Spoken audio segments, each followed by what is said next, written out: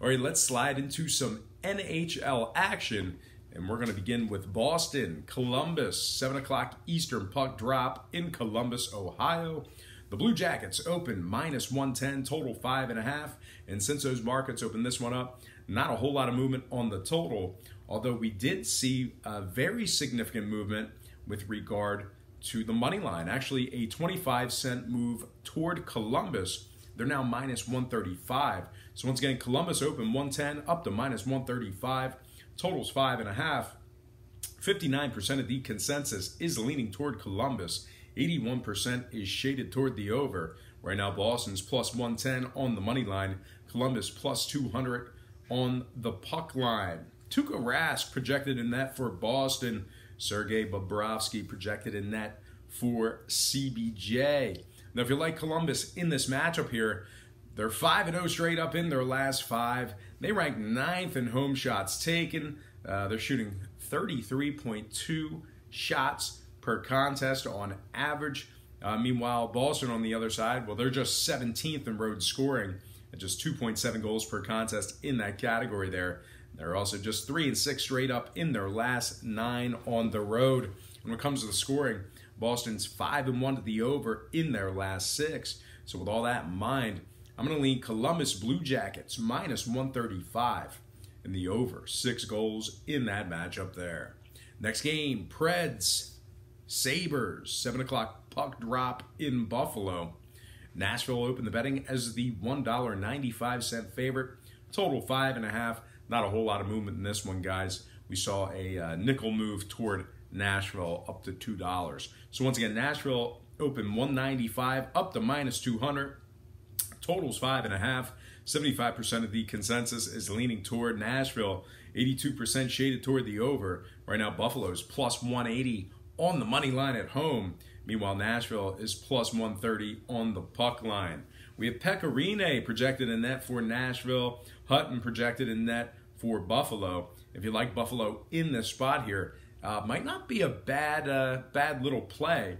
Nashville's just 1-4 against the spread in their last 5. And as I explain every video, when I'm referring to the spread, I'm actually referring to the puck line. So once again, Nashville failed to cash in 4 out of their last 5 puck line plays. They're also just 3-6 against the spread in their last 9 on the road.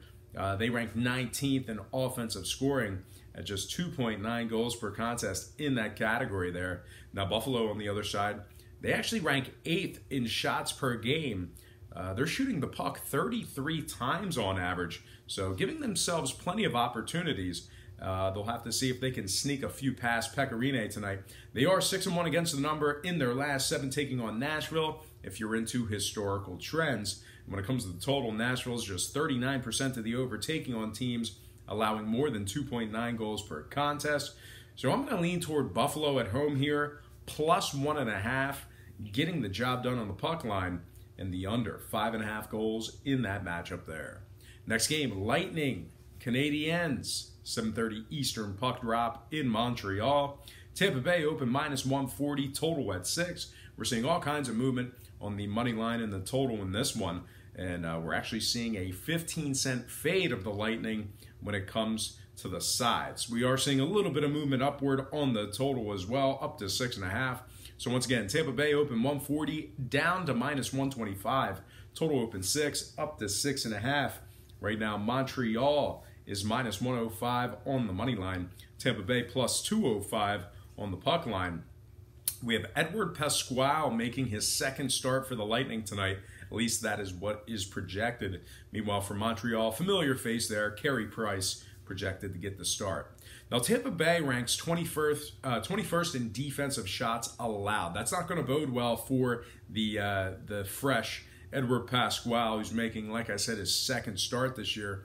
Tampa Bay's allowing 32 shots per contest on average, probably just tied into their very, very fast pace. But once again, Tampa Bay ranking 21st in defensive shots allowed at 32 a game. They've also dropped 2 out of their last 4 games, and they are playing in their second of a back-to-back tonight. Now, Montreal on the other side, believe it or not, 23-16 straight up at home this year. They're also 5-2 straight up in their last 7.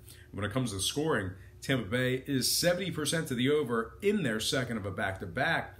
I'm going to lean toward the home dog in this one. Give me Montreal minus 105 in the over. 6.5 goals in that matchup there. Next game, Penguins, Red Wings, 7:30 puck drop in Detroit. A lot of movement in this one. Pittsburgh opened 240, total at 5.5. We're seeing movement upward on the total and downward on the money line. And as a matter of fact, we saw a 50-cent fade of Pittsburgh when it comes to the money line. They're down to minus 190. So once again, the Pens open 240, down to minus 190. Total open 5.5, up to 6. 68% are leaning Pittsburgh, 60% shaded toward the over. Right now, the Red Wings are plus 160 on the money line. Pittsburgh plus 130 on the puck line. We have Matt Murray projected in net for Pittsburgh. Howard projected in net for the Red Wings. What do we got here? What am I looking at? Pittsburgh 4-1 straight up in their last 5. They rank 4th in road scoring in the NHL. Meanwhile, Detroit 27th in home goals allowed, 29th in home shots taken. They're shooting the puck just 28 times per game on their home ice. And when it comes to the total, Detroit's 8-2 to the over in their last 10, taking on Pittsburgh. If you're into historical trends, I really don't like this spot here. I think it's an incredibly expensive price, but I don't know if Pittsburgh warrants the 1.5 lay here. So it's expensive, kind of really just not a great play because there's no value there. But it is a pick show, so I can't. I mean, I guess I could take a pass, but I'm not gonna waste your time. Give me Pittsburgh minus 190 in the over. 6 goals in that matchup there. All right, next and final game for our NHL slate. Excuse me. It is going to be Hurricanes Maple Leafs. 7:30 Eastern puck drop in Toronto.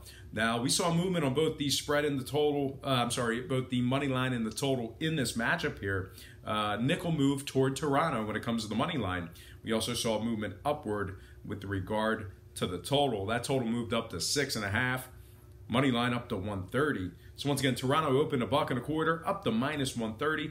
Total opened 6 up to 6.5.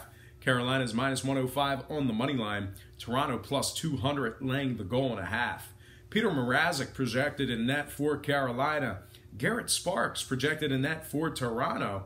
Not going to really cap this one, break it down too extensively. I like Toronto minus 130 in the under 6.5 goals in that matchup there.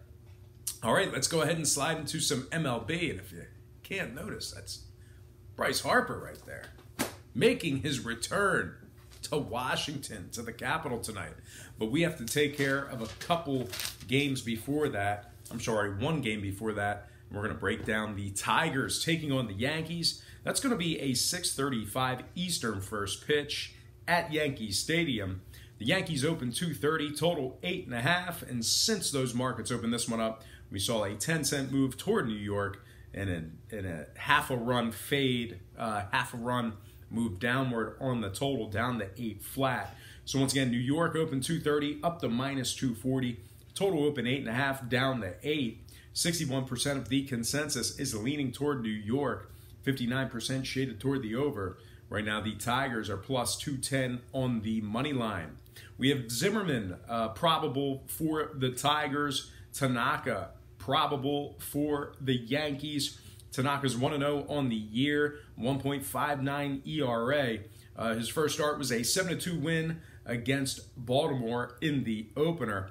The Yankees are averaging 4.5 runs per contest on the offensive side of things. They're also averaging 8.3 hits per contest as well. Now Detroit on the other side has dropped 3 out of their last 4 games. Give me the Yankees minus 1.5, getting the job done on the run line in the under. 8 runs in that matchup there.